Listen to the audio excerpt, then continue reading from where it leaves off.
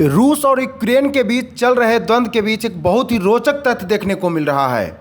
Ukraine के राष्ट्रपति Zelensky Bharat से नज़दीकी बढ़ाने के लिए किसी भी हद तक जाने को तैयार हैं और लगातार नए नए पैंतरे आजमा रहे हैं।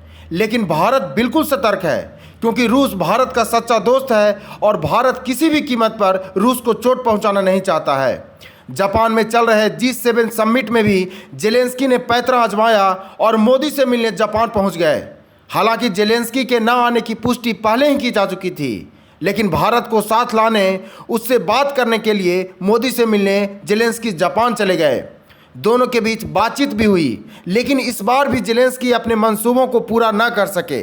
दरअसल जेलेंस्की यह चाहते हैं कि रूस और भारत के बीच गहरी दोस्ती है। ऐसे में अगर भारत रूस और यूक्रेन के बीच पहल करे तो रास्ता निकाला जा सकता है। लेकिन भारत जेलेंस्की और पश्चिमी देशों के मंसूबों को भली भांति जानता है। यह भी कहा जा रहा है कि नाटो देशों की पहल पर ही जेलेंस्की मोदी से मिलने आए थे। यह कोई पहला मौका नहीं था। कुछ ही दिन पहले जेलेंस्की ने अपनी विदेश मंत्री को भारत दौरे पर भेजा था और अपने साथ लाने की कोशिश की थी, लेकिन यूक्रेन के विदेश मंत्री को खाली हाथ ही भारत से लौटना पड़ा था। आगे G समिट होना है, जिसकी अध्यक्षता इस बार भारत करेगा। भारत के लिए यह काफ़ी गौरव का क्षण है। इस समिट में भाग लेने के लिए रूस के राष्ट्रपति व्लादिमीर पुतिन भी भारत आएंगे। ऐसे में जेलेंस्की कहाँ पीछे रहने वाले थे, लेकिन भारत ने पहले ही जेलेंस्की के लिए ना कर दी है।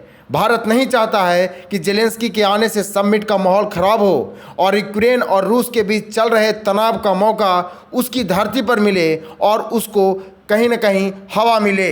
भारत के लिए यूक्रेन की मदद करना या फिर उसका साथ देना अपने पैर पर कुल्हाड़ी मारने जैसा है।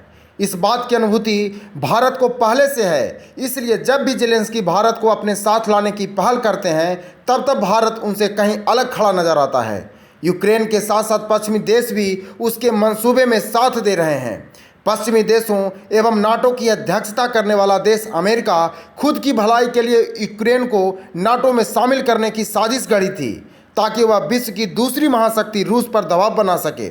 लेकिन अमेरिका की इस चाल को रूस के राष्ट्रपति व्लादिमीर पुतिन अच्छी तरह जानते हैं, इसलिए उन्होंने इसे अपनी आन बान और शान की लड़ाई बना दी है। सालों से चले आ रहे युद्ध को किसी की चिंता नहीं है। खुद यूक्रेन भी अमेरिका और अन्य देशों की सहायता से इस युद्ध को सक्रियता दे रहा है और डटा हुआ है।